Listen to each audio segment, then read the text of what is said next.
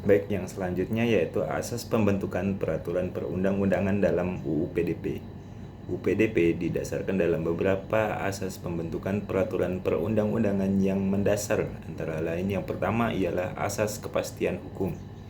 UU PD memberikan kerangka hukum yang jelas dan pasti mengenai hak-hak individu atas data pribadinya, serta kewajiban pengontrol dan pemroses data. Hal ini menciptakan kepastian hukum bagi semua pihak yang terlibat dalam pengelolaan data pribadi. Yang kedua yaitu asas kemanfaatan.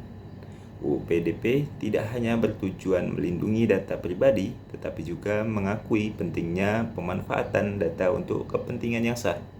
Prinsip ini tercermin dalam berbagai ketentuan yang mengatur tentang pengecualian dan pembatasan terhadap hak-hak individu atas data pribadinya.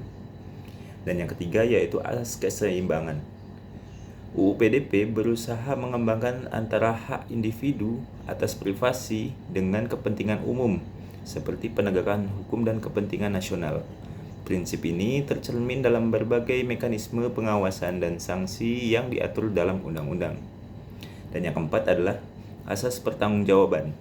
Undang-undang PDP menempatkan tanggung jawab utama dalam perlindungan data pribadi pada pengontrol dan pemroses data.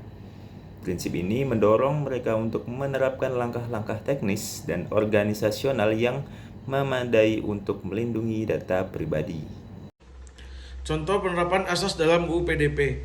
Yang pertama, asas kepastian hukum, yaitu yang jelas mengenai data pribadi, pengontrolan data, dan pemproses data, memberikan kepastian hukum bagi semua pihak yang terlibat. Selain itu, UU PDP juga mengatur secara rinci mengenai hak-hak individu, seperti hak akses, hak koreksi, dan hak menghapus data pribadi.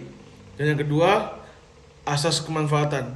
UU PDP mengizinkan pengelolaan data pribadi dan tujuan-tujuan tertentu, seperti penelitian ilmiah, statistik, dan arsip. Namun pengelolaan data harus dilakukan dengan secara sah, adil, dan transparan. Dan yang ketiga, asas keseimbangan. UU PDP mengatur tentang pengecualian terhadap hak-hak individu atas data pribadinya dalam keadaan tertentu, seperti untuk kepentingan keamanan negara atau penegakan hukum. Namun, pengecualian tersebut harus dilakukan berdasarkan undang-undang dan dengan pengawasan yang ketat. Yang keempat, asas pertanggungjawaban. UU PDP mewajibkan mengontrol dan memproses data untuk melakukan penilaian dampak perlindungan data yang disingkat DPIA.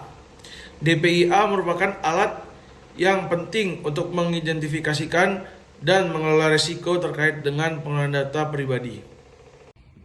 Dampak Undang-Undang PDP terhadap masyarakat.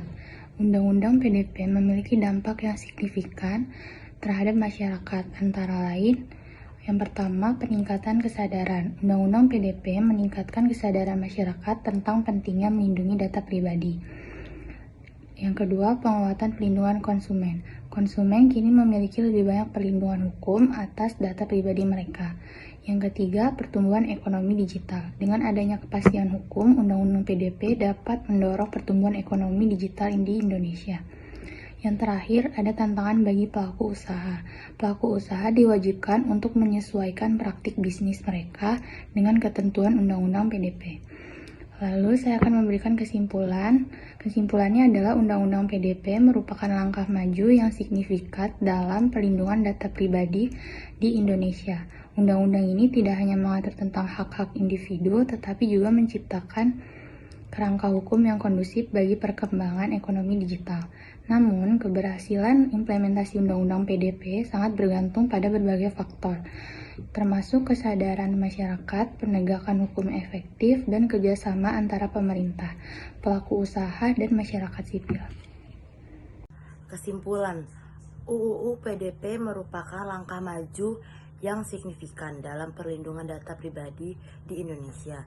UU ini tidak hanya mengatur tentang hak-hak individu, tetapi juga menciptakan kerangka hukum yang kondusif bagi perkembangan ekonomi digital. Namun, keberhasilan implementasi UU PDP sangat bergantung pada berbagai faktor, termasuk kesadaran masyarakat, penegakan hukum yang efektif, dan kerjasama antar pemerintah, pelaku usaha, dan masyarakat sipil.